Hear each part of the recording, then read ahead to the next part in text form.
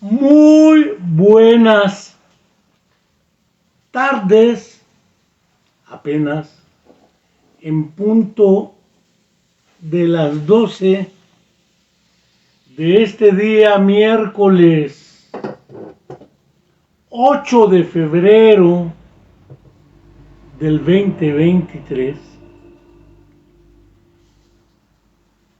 Nuevamente, como cada semana hacemos, tenemos un programa en nuestro canal de YouTube, La Comuna de la Palabra, dedicado a esta ocasión al doctor Julián de Ajuria Guerra, como un monólogo que es su servidor ha preparado ahora sí, porque después de las visitas que el psicólogo René Santoveña nos hizo para iniciar una serie dedicada al psicólogo francés Henri Vallon, perfectamente desconocido en nuestra región y entorno, quedó para mí obligado sistematizar información porque René venía bien organizado. No quiero, sin embargo, antes de comenzar, recordar, como cada semana hago, que se cumple un mes más. Ya estamos en el mes de febrero. Ya estamos en el año del 23. Y desde luego estamos prácticamente en ascuas. Entre dimes y diretes y pleitos de la oposición a AMLO y la 4T y viceversa, unos de pésimo nivel, otros de menos peor nivel. Seguimos en ascuas esperando la verdad histórica sobre la desaparición forzada de los 43 jóvenes de la Escuela Normal Rural Raúl Isidro Burgos de Ayotzinapa en Tixla de Guerrero. Saludos al doctor Jordi Peña Casanova, que desde Barcelona nos sigue. Esperamos la verdad histórica, esperamos la justicia y esperamos que se responda a qué pasó con los 43 jóvenes. Y como se sabe, dentro de 8 días tendremos aquí a la doctora Sandra Márquez y Angélica Rodríguez Monroy para seguir hablando del apoyo psicosocial a las buscadoras y buscadores de familiares desaparecidos tiempo A. No quiero por ello dejar de invitarlos dentro de 8 días a este programa y enviarle un fraterno saludo a Angélica Rodríguez Monroy y decirle que seguimos como ella esperando la aparición con vida de su hija Viridiana Naid, alumna de nuestra Facultad de Psicología. No quiero dejar de agradecer al doctor Eliseo Guajardo Ramos, quien ha seguido la trayectoria de esta serie dedicada a Henri Vallon y sus aportaciones a la psicología. Henri Vallon, que junto con el físico Paul Langevin desarrollaron el proyecto Langevin-Vallon de reforma educativa después de la Segunda Guerra Mundial para Francia, un gran proyecto político que no prendió. Charles de Gaulle no era precisamente de izquierda, aunque fuera uno de los triunfadores. Y posteriormente un monólogo sobre Henri Vallon y la influencia a través de otros personajes, aunque algunos no lo quieran ver, en la neuropsicología. Eliseo Guajardo tuvo a bien hacer unos comentarios en dos términos. Yo señalaba que el doctor Julián de Ajuria Guerra ha dicho explícitamente en el curso inaugural de su cátedra de Neuropsicología del Desarrollo que entre los 3 personajes que más influyeron su pensamiento y obra se encuentra Henri Vallon. No cabe duda que Alberto Merani se formó con Henri Vallon y publica los 2 primeros libros, uno en 1955, Neuropsicología y Pediatría, y otro en 1956, Estudios de Neuropsicología Infantil, publicados ambos en Buenos Aires, Argentina, repito, los años 55 y 56, antes de que en el año del 62 apareciera un trabajo en inglés dedicado a este asunto.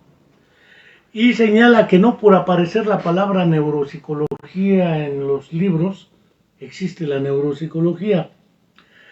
Entonces me acordé, pero ya tendremos a Eliseo Guajardo para este debate aquí, ya lo hemos acordado, un cara a cara. El discurso de recepción del Premio Nobel de Literatura del año 2002, un fragmento de su discurso de Imre Kertész, un escritor de la Europa del Este, que escribía algo así: aún a riesgo de parecer irónico, les ruego que piensen en qué se han convertido el lenguaje y las palabras en el transcurso del siglo XX a la hora de recibir o aceptar la recepción del Premio Nobel.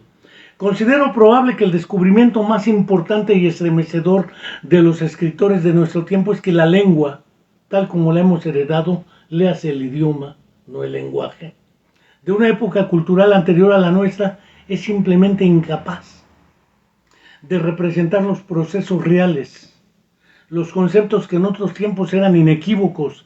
Piensen ustedes en Kafka, por ejemplo. Piensen en Orwell, entre cuyas manos el lenguaje antiguo se fundía como si le hubieran puesto al fuego para mostrar acto seguido las cenizas de las que surgirían imágenes nuevas, hasta entonces desconocidas.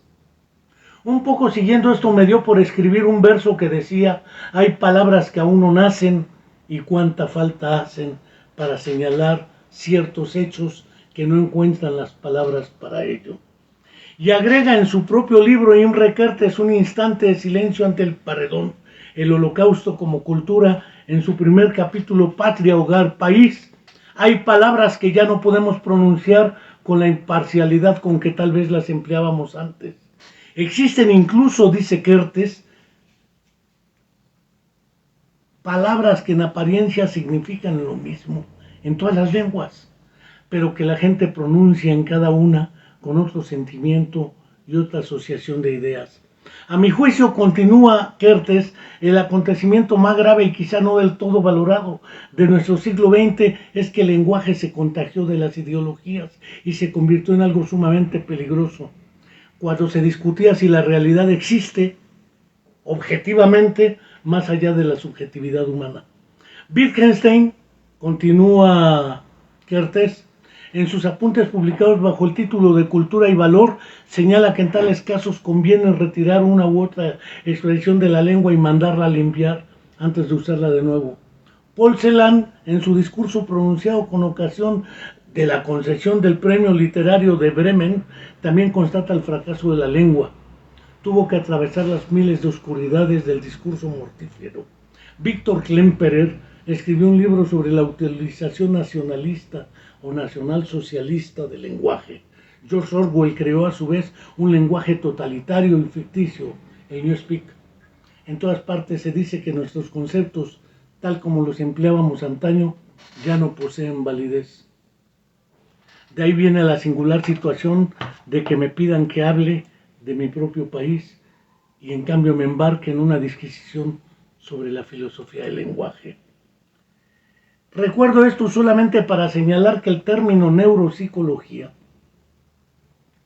es un término que indudablemente es del siglo XX.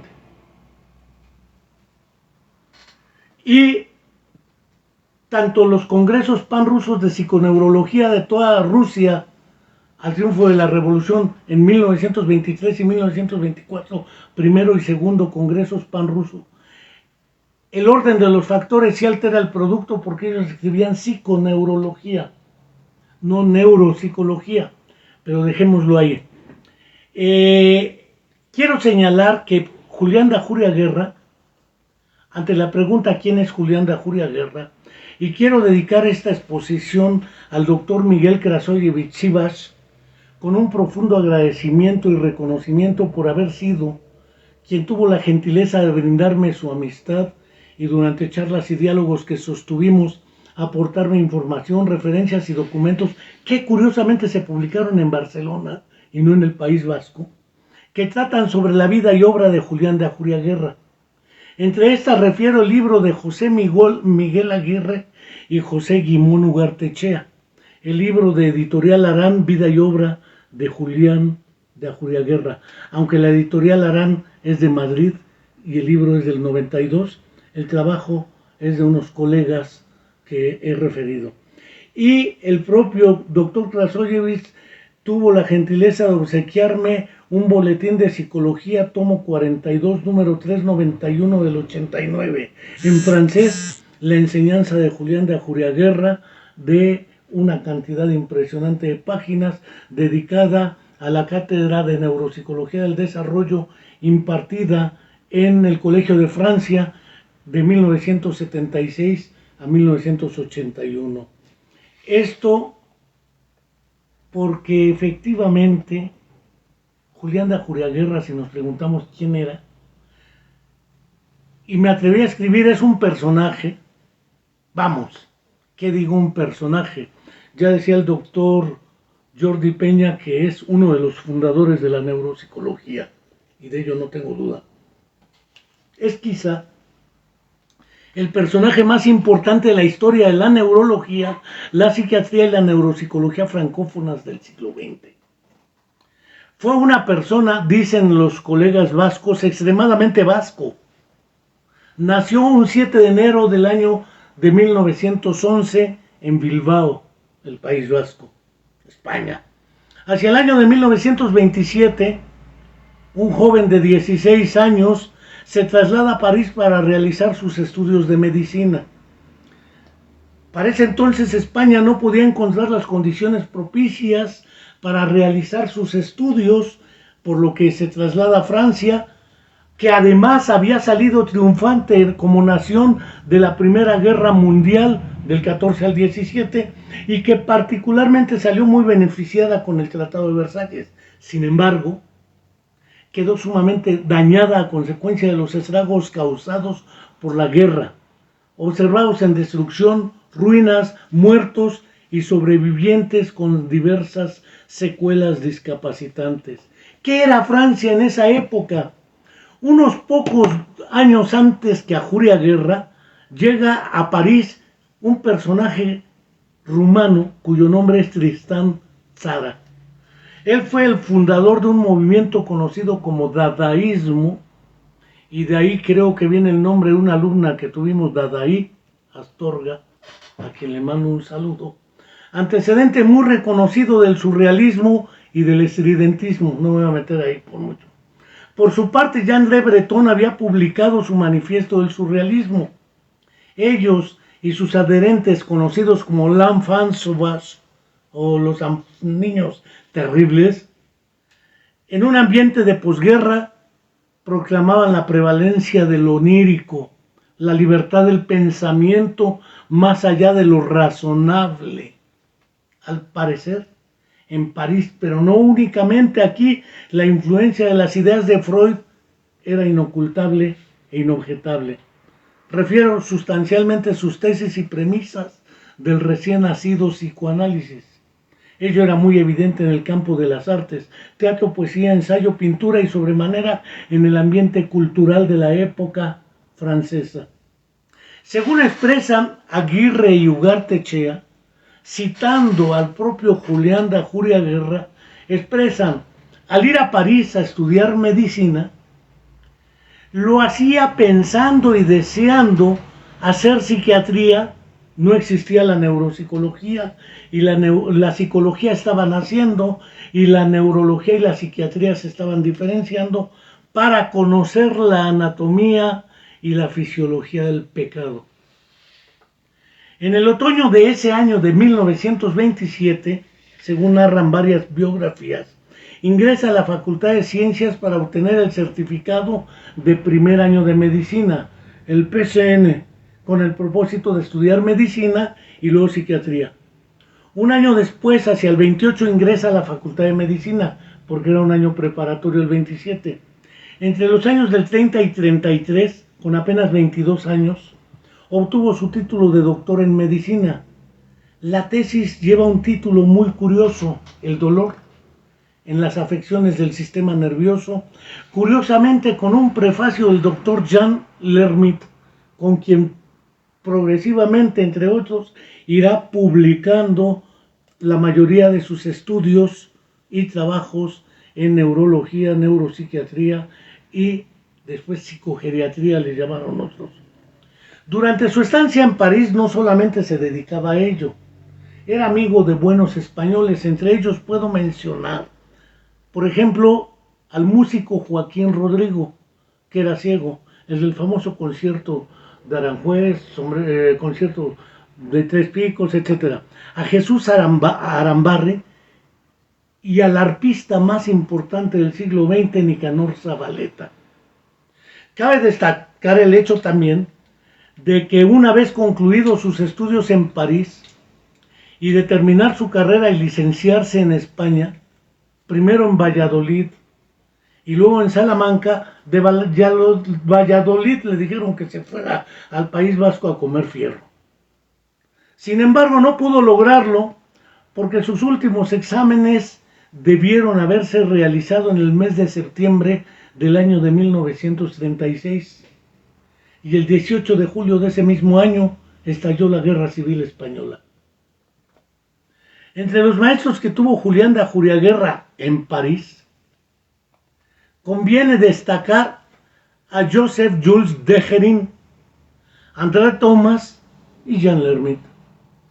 Particularmente con este último, Jean Lermit, se aproximó al conocimiento de la organización y funcionamiento del cerebro, y muy particularmente lo que derivaría en una nueva rama del conocimiento. La traducción es libre mía, la neuropsicología, definida por ellos como la semiología de las funciones llamadas simbólicas, como el lenguaje, los símbolos motores y su manejo, las áreas del reconocimiento de las cosas. Léase, si lo tradujésemos a nuestro lenguaje y palabras, serían el lenguaje, las praxias y las gnosias. En consecuencia, trabajaron sobre las afasias, las apraxias y las agnosias. Hay una tríada editada de Henri Cain con esos títulos: la afasia, la apraxia y la agnosia. 3 libros dedicados a ello. Primeros objetos de análisis e intervención clínica demarcados como ámbito y quehacer de la neuropsicología. André Thomas, un personaje menos conocido para muchos de nosotros, abordó las cuestiones relacionadas con la semiología del tono muscular. Léase que ellos manejan mucho el término semiología, que implica un proceso de interpretación clínica y de significación de síntomas y signos característicos de ciertos patrones neuropsiquiátricos, neuropatológicos, psicopatológicos y neuropsicológicos, y la psicomotricidad en general. Fue a través de la relación con estos 3 personajes, Jean Lermit, Jules Dejerin y André Thomas, que un joven avesado, Julián de Ajuriaguerra, tuvo que investigar profundamente a un epistemólogo suizo joven para esa época, nacido en 1896, Jean Piaget, en Ginebra, como el psicólogo francés Henri Vallon. En los cursos que tuvo durante este periodo, tuvo contacto con Henri Cloud, y a través de la cátedra de Henri Cloud, con Henri Ey, Daniel Agache, Jean Delahaye, Jacques Lacan, Evgen Minkowski y su pareja Minkowska, Merleau-Ponty, entre otros más.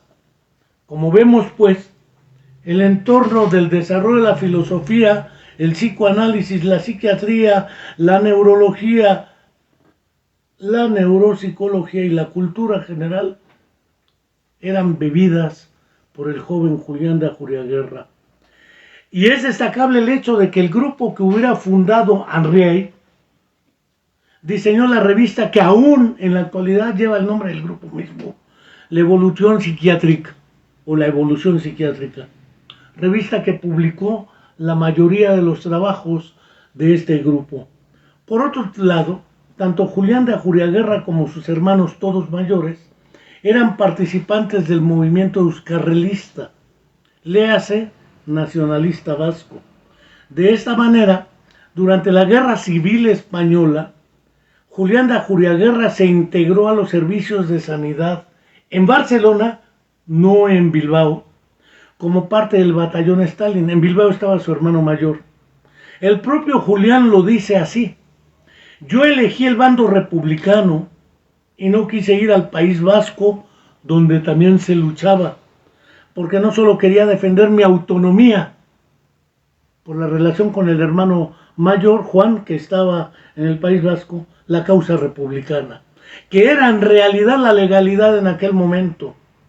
Hacia el año de 1938, aún no terminada la fase militar de la guerra, Julián regresa a París para recibir el premio Degerin por su trabajo Las polineuritis experimentales, realizado bajo la dirección de Jean Lhermitte, y a partir de este hecho y de ese año, la guerra en el frente termina para él.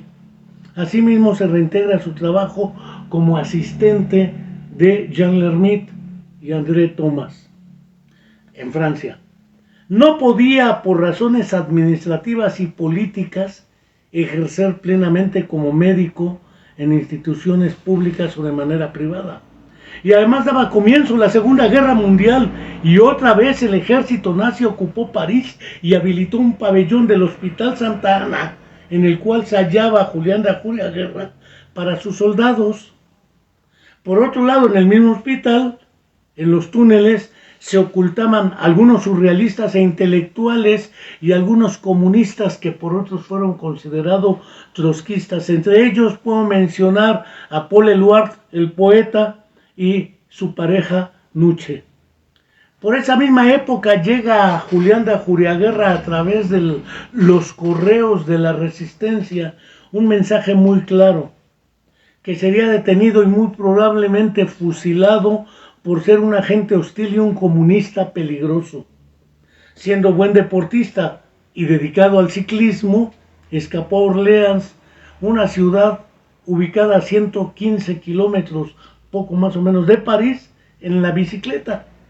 Y de ahí se trasladó a Roquefort, donde se mantuvo oculto con su pareja hasta tener la seguridad de que podía regresar a París, en bicicleta también.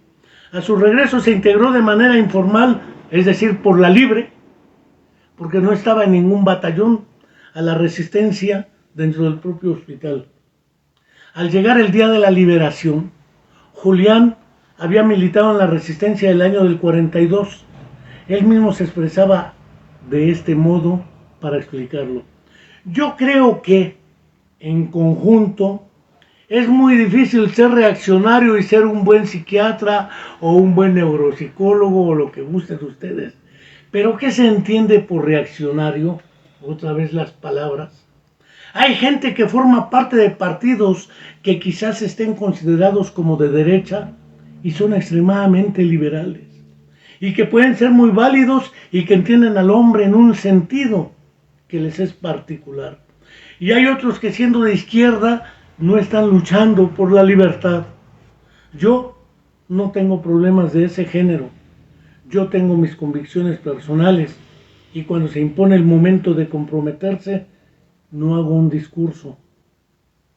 Nunca he firmado en los manifiestos de los intelectuales. Bueno, solamente una vez en mi vida, con Piaget y otros, cuando se discutió sobre la psicología en el ejército, es la única vez que firmé un manifiesto. Y después el propio Jean Piaget, entre otros, Noam Chomsky y otros premios Nobel, firmaron otro manifiesto público para demandar a la dictadura argentina la liberación inmediata e incondicional del doctor Juan Enrique Ascuaga, detenido por los dictadores, y satisfactoriamente fue liberado. Y es uno de los pioneros de la neuropsicología en América Latina, a quien seguramente el doctor Jordi Peña conoció muy bien desde antes del 89, cuando se fundó la Sociedad Latinoamericana de Neuropsicología, en la cual estuvo el doctor Peña, entre otros. Desde ese entonces hasta el año de 1959, momento en que se traslada hacia Suiza, fue nombrado jefe del equipo de investigaciones y de reeducación de las alteraciones de la motricidad o psicomotricidad y del lenguaje en el Hospital Henri Roussel. En este periodo publica con André Thomas El eje corporal. Y en 1948, Semiología del tono muscular en 1949. Ese mismo año de 1949 publica con Henri Cahen El córtex cerebral, libro que lleva por subtítulo de manera irrefutable Estudio neuropsicopatológico con Henri Cahen. Hablo del año 1949. Quiero resaltar el siguiente hecho. En el año de 1947, no me dejará mentir el doctor Peña, aparece publicado en ruso de Alexander Romanov y Luria La fascia traumática.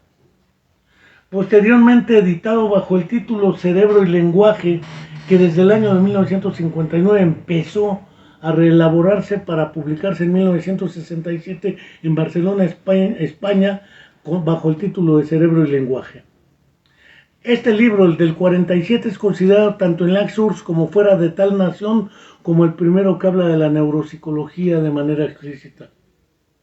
También tengamos en cuenta que Donald Hebb publicó su libro titulado La organización de la conducta en inglés, una teoría neuropsicológica, hacia el año de 1959.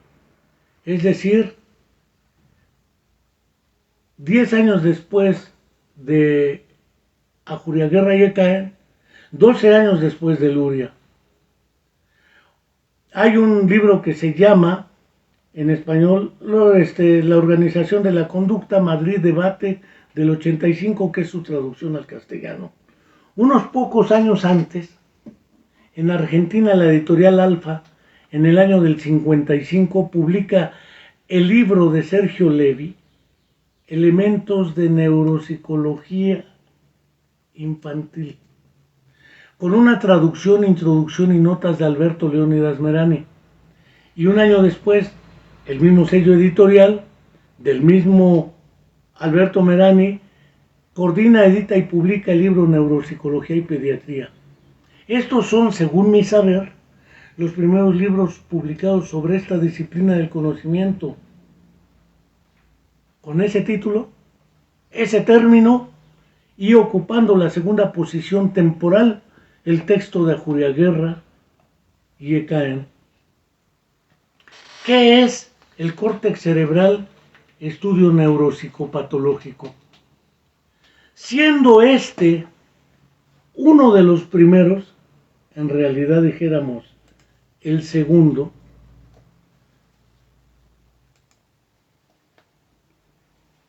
que introducen a la neuropsicología. Los temas que aborda ordinalmente los voy a citar textualmente. 1. Está en francés, no tiene traducción al castellano aún ese libro. Generalidades sobre las localizaciones cerebrales, que es el primer capítulo del cerebro en acción, por ejemplo, de Luria. Luego aborda los síndromes anatomoclínicos. Empieza con el síndrome frontal, que es un tema que trabajará Luria en el cerebro humano y los procesos psíquicos. Los síndromes rolándicos. 3. Los síndromes callosos. 4. El síndrome parietal. 5. El síndrome temporal. 6. El síndrome occipital. Subrayo, estos son, según Ajuriaguerra y Cahen, los síndromes anatomoclínicos. Enseguida trata los problemas psicopatológicos con ese término. 1. Las afasias. 2. Las apraxias. Y 3. Las agnosias. Finalmente, abordan las alucinaciones en las lesiones corticales. Si nosotros, sin un riguroso análisis en profundidad de este libro, notaremos que en esencia es una verdadera introducción a la neuropsicología al finalizar la primera mitad del siglo XX. Y sin duda alguna se parece tanto por su contenido a la fascia traumática y al cerebro en acción de Alexander Romanovich Luria. A partir de aquí, el propio Julián de Ajuriaguerra expresa que se interesó en el estudio de los trabajos de Henri Vallon para tratar de comprender las relaciones inextricables entre la vida afectivo-emocional y el tono muscular y el desarrollo de la psicomotricidad. Temas que me atrevo a sostener, más allá de Vallon, Sassot, Ajuriaguerra y André Thomas, Dupré y otra parte del equipo francés, trataron de trabajar la relación del tono, postura, movimiento, equilibrio y equilibración, no en el sentido piagetiano, en las relaciones entre el adulto y el bebé, que después Lilian Lursat trabajará en los bebés entre ellos y los bebés y las cosas, en las etapas del desarrollo de los lactantes y los niños que aún no hablan, objetos de interés abandonados históricamente, a no ser por ellos Piaget, Vygotsky, Vallon, etc. Dentro de una época y un contexto cultural muy influido en ese entonces por las ideas, algunos dicen de Sigmund Freud, y el psicoanálisis, y sumando su interés por conocer las relaciones madre-hijo, adulto-menor, el yo y el otro, trabajo que publica Vallon bajo el título El papel del otro en la conciencia del yo, con el propósito de conocer todas las sutilezas que implican esa relación entre la madre y el hijo, era necesario, concluye Julián de Ajuriaguerra, psicoanalizarse, y curiosamente mete el otro pie entre Vallon, la neuropsicología y el psicoanálisis. Debo destacar que tal proceso analítico lo realizó con un psicoanalista de apellido Nacht, que era muy conocido de André Breton y del pintor Yves Tanguy. Como es sabido, por estar documentado claramente, la Sociedad Psicoanalítica de París se fundó en el año de 1926, casi cuando llega Ajuriaguerra a París. Dentro de esta participaban una enorme cantidad de psicoanalistas, psiquiatras y neurólogos de la época, que además la gran mayoría se integraron a la resistencia.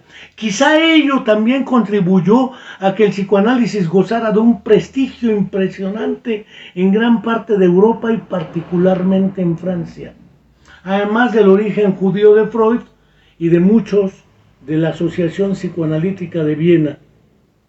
Debo decir que Ajuriaguerra entonces, estando en ese proceso, lo hizo desde el 49 hasta el 52. Por eso digo que tenía un pie en el psicoanálisis y otro pie en Vallon y otro pie, aunque no sea tripódico, quizá la mano, en la neuropsicología. Debo decir que Julián se hizo miembro de la Sociedad Psicoanalítica de París.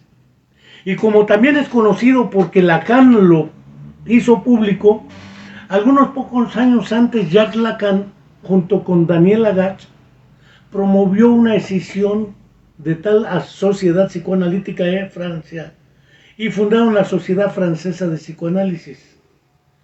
Como también lo dijo Lacan mismo, fue a la casa de Julián de Ajuriaguerra para invitarlo a participar en la nueva sociedad. Julián de Ajuriaguerra se negó a ello. Desde el año del 59 hasta el 75, dedicó su actividad a la cátedra dentro de la Universidad de Ginebra y a la dirección de la Clínica Psiquiátrica Universitaria de Bel-Air. Para el año del 75 obtuvo su jubilación en Bel-Air, Suiza, por haber cumplido la edad de 65 años. Ese mismo año nuevamente le abren las puertas en París y lo nombran profesor de la cátedra Neuropsicología del Desarrollo en el Colegio de Francia. Y aquí viene la otra digresión, de la neurología a la neuropsicología, pasando por la neuropsiquiatría y la psicogeriatría. Como está perfectamente documentado y ya hemos esbozado, los primeros trabajos del doctor de Ajuriaguerra se sustentaron en estudios de naturaleza neurológica. Tengamos presente que la neurología y la psiquiatría francesa tenían un prestigio internacional ampliamente reconocido, lo mismo que la alemana. Sin embargo, en la francesa se formaron Julián de Ajuriaguerra, español o vasco, el mismo Freud y otros más. Y los trabajos de Julián de Ajuriaguerra se sustentaron en estudios de naturaleza neurológica. Destaca aquí, por ejemplo, el estudio clínico de diversas afecciones neurológicas y muy particularmente, y lo subrayo, la descripción de los síntomas de carácter psicológico de eventos tales como la epilepsia, particularmente de la epilepsia de los lóbulos temporales. Hecho que imperceptiblemente lo alaron a la entonces neuropsiquiatría. Como se esbozó antes, esto fue la muestra más clara de su relación con Jean Lermite. Con él trabajó las alucinaciones y los delirios. Asimismo, con este personaje trabajó asuntos relacionados con el dolor, tanto en el sentido de reacción a un estado, dolor de articulaciones, migrañas, cefaleas, etc., y desde luego la sintomatología psicológica derivada del dolor. Cómo enfrentamos el dolor, cómo lo explicamos y qué teorías elaboramos para comprender el dolor, que nos lleva a otro nivel de análisis. Finalmente, con Jean Lermite trabajó la psicopatología de la visión, alucinaciones, ilusiones y agnosias. Fue gracias a los trabajos con André Thomas y René Angelergues que Julián de Ajuriaguerra desarrolló sus ideas sobre la importancia de la psicomotricidad. El tono muscular, que algunos lo trabajamos prácticamente desde los 70s a propósito de la llamada parálisis cerebral infantil.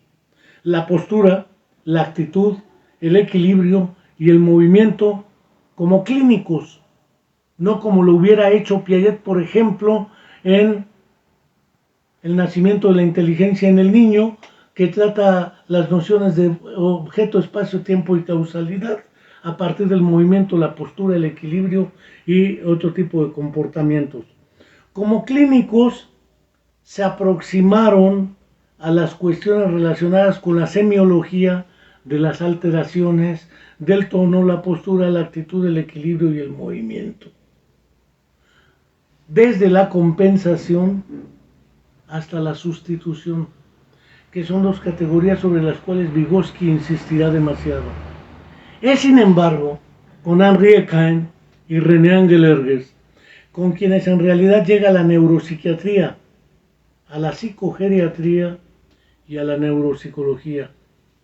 Con ellos trabaja sobre las alucinaciones, los delirios, los síntomas agudos y crónicos diferenciados clínicamente y específicos e inespecíficos también diferenciados, y pasa por las afasias, las agnosias, las apraxias. Sin duda alguna, el pensamiento y obra de Julián de Ajuriaguerra hasta esos años estuvo influido de un modo muy determinante por la obra de Henri Vallon, y el propio Julián de Ajuriaguerra lo expresa así en la lección inaugural de la Cátedra de Neuropsicología del Desarrollo en el Colegio de France. Podría este día, dice en la primera página, evocar la memoria de los maestros que han abierto la vía de las investigaciones que fueron objeto de mis enseñanzas. Jean Lermite, quien me inicia en la neuropsicología naciente. André Thomas, promotor de una neurología particularmente orientada al infante, que ya da muestras de una nueva semiología del desarrollo, y Henri Vallon, de quien no pude ser su alumno, empero a quien siempre he considerado como mi maestro. En el boletín de psicología referido antes. Su acercamiento a la psicogeriatría se dio mediante los trabajos dedicados a la desintegración psicomotriz en las demencias, tema que en México trabajó el doctor Miguel Krasoyevich, el síndrome de desintegración psicomotriz en la demencia de Alzheimer, y sobre todo desintegración de las funciones cognitivas y simbólicas en los procesos demenciales. Ello lo desarrolla en Bel Air desde su llegada a Ginebra. En este caso, según mi apreciación, son dos las aportaciones incuestionables aquí. Primero, la clara diferenciación de los trastornos simbólicos o cognitivos de las alteraciones de la memoria. Ello porque hasta ahora que recomendaba la serie de Sopla el viento sopla, dedicada al Alzheimer, sigue existiendo la metáfora de la memoria. Se altera la memoria y eso trae el proceso demencial. Julián de Ajuriaguerra lo expresa textualmente así: la amnesia no es suficiente para abolir las operaciones cognitivas, pero una conservación mnésica relativa tampoco es suficiente para mantener la integridad de ciertas operaciones. En este sentido, esta diferenciación clara que también tiene, por ejemplo, en El marinero perdido, en el libro del hombre que confundió a su mujer con un sombrero, Oliver Sacks, a propósito de la amnesia global y la estructura de la personalidad y las emociones. Ahora se habla de algo así como cognition embodied o cognición acuerpada en una traducción asquerosa hacia nuestro país y lengua, pero algunos evitan la traducción para no darse el quemón, pero es algo así como la cognición guardada en el cuerpo, expresada, dijeran tanto Piaget como Vallon, mediante la inteligencia práctica que no discursiva. Esa diferencia entre el proceso de la memoria y la cognición me parece crucial. Y el otro, los procesos demenciales nunca serán equiparables a una regresión, concepto psicoanalítico desarrollado por Anna Freud en El yo y los mecanismos de defensa, como un proceso de retroacción al pasado para evitar un presente. Es un mecanismo de defensa del yo, según refiere Anna Freud, ante los conflictos. Y esa regresión es hacia las primeras etapas de la infancia. Se cree que la persona que se está demenciando o el proceso del envejecimiento es como una especie del regreso a la infancia. Y Julián de Ajuriaguerra sostiene que los procesos demenciales nunca serán equiparables a una regresión hacia las primeras etapas de la infancia, porque un niño de 8 años no es una persona con Alzheimer de 70 años. Más bien, dice Julián de Ajuriaguerra, representan un proceso de retrogénesis, es decir, una reestructuración genésica y evolutiva que implica procesos de compensación, sustitución, no necesariamente satisfactoria y positiva la compensación o sustitución, pero otras estrategias que no utilizan los niños. Entonces parece ser que Julián de Ajuriaguerra, con esas dos aportaciones, deja muy claro la diferencia que después la propia Bluma Wulfovna Zeigarnik, en su introducción a la patopsicología, diferenciará claramente al precisar lo que son las disoluciones de los procesos psicológicos, del desarrollo de los procesos psicológicos, aun cuando haya un daño neurológico al nacimiento. Su estancia en Ginebra y la relación con muchos de los estudiantes suizos que asistían a su cátedra fueron los que le aproximaron de una manera muy importante a Jean Piaget. Jean Piaget tenía mucho peso en Suiza y en Ginebra particularmente, donde estuvo Julián. Finalmente ese largo proceso culminaría con su obra dedicada a la psiquiatría infantil y la publicación de su famosísimo y reconocido Manual de Psiquiatría Infantil en el año de 1970 en Toray Masson, probablemente de Barcelona, España.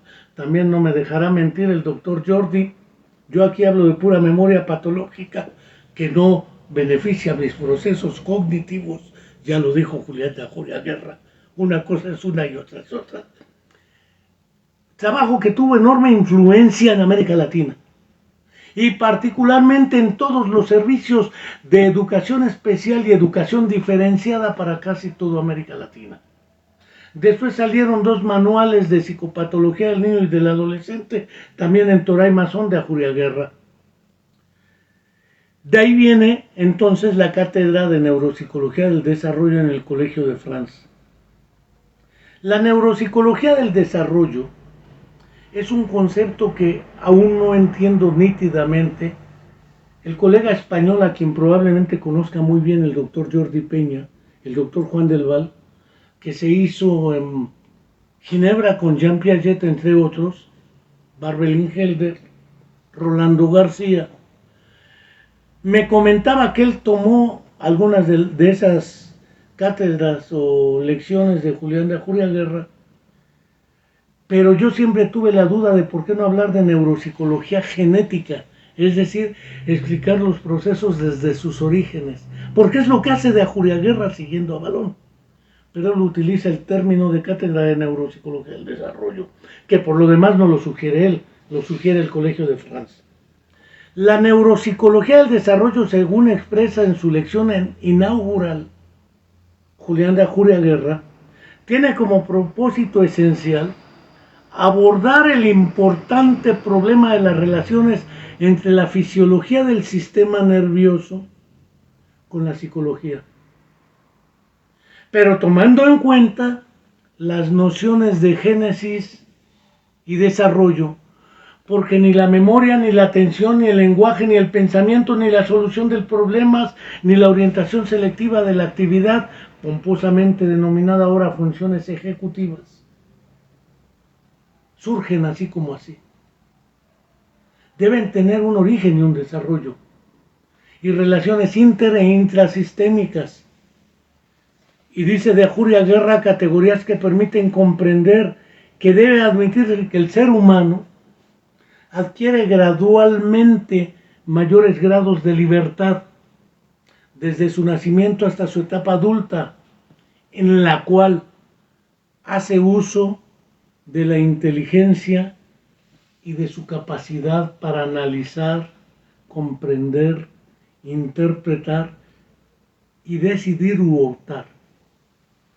El ser humano no nace hecho, se hace haciéndose. Y aparece aquí la otra categoría, que en los gemelos la pareja y la persona, René Sassó siguiendo a Balón, el propio Piaget y el propio Balón referirán la categoría de acción práctica.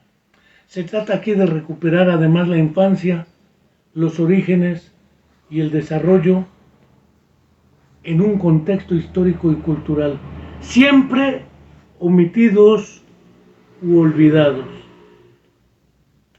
No quiero indudablemente hacer una breve consideración antes de intentar cerrar esto. El hecho inevitable de esta tarea y su relación con América Latina y su importancia para el desarrollo de la neuropsicología acá.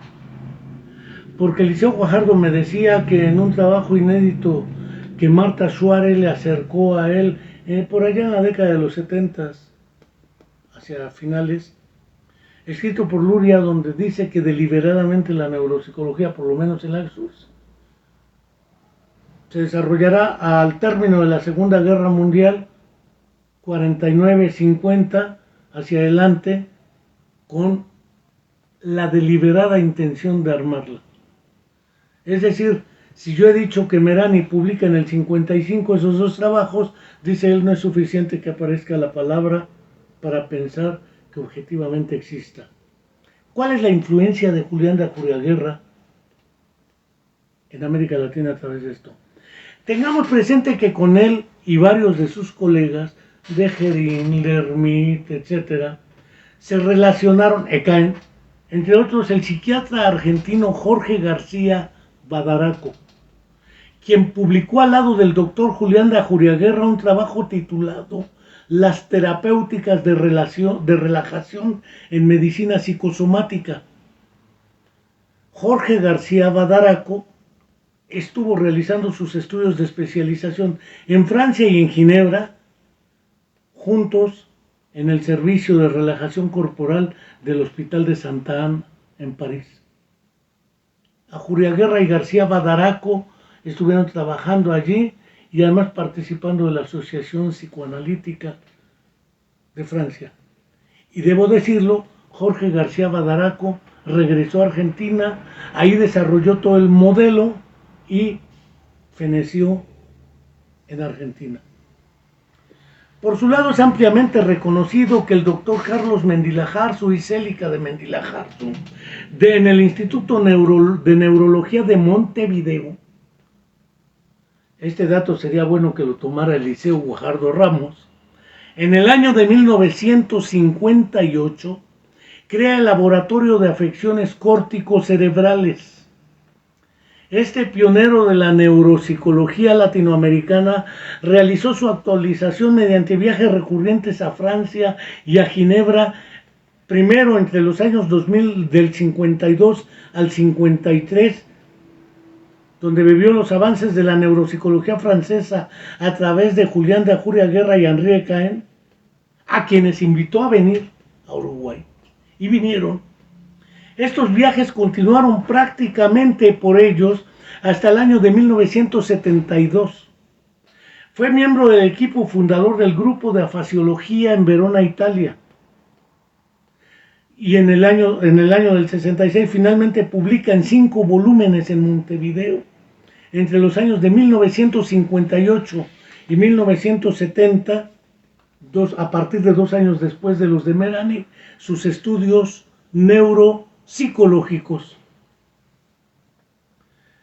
Por otro lado, a quien conoció se conocen porque aún vive, Artidoro Cáceres Velázquez del Perú.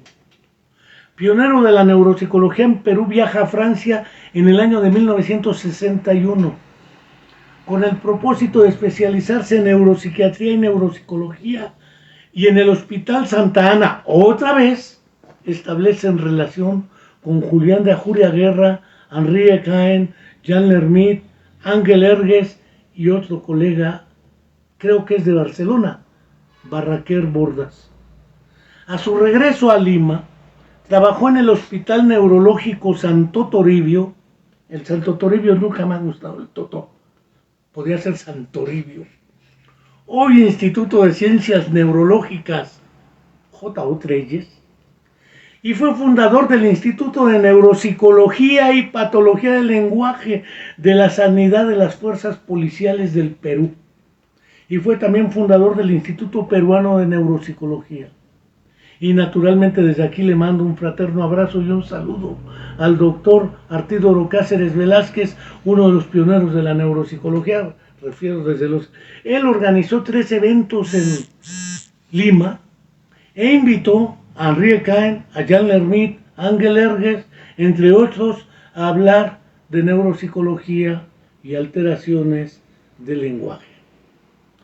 Debo señalar que un tiempo organizamos en la Universidad Autónoma de Morelos una serie de eventos que se denominaron Jornadas de Neurociencia Marcos Manuel Velasco Suárez, cuando primero era director general de investigación y posgrado el maestro en ciencias Gerardo Ávila García, posteriormente rector de nuestra universidad, a lo cual se integró también René Santoveña, e invitamos entre otros al doctor Miguel Krasoyevich Sivach.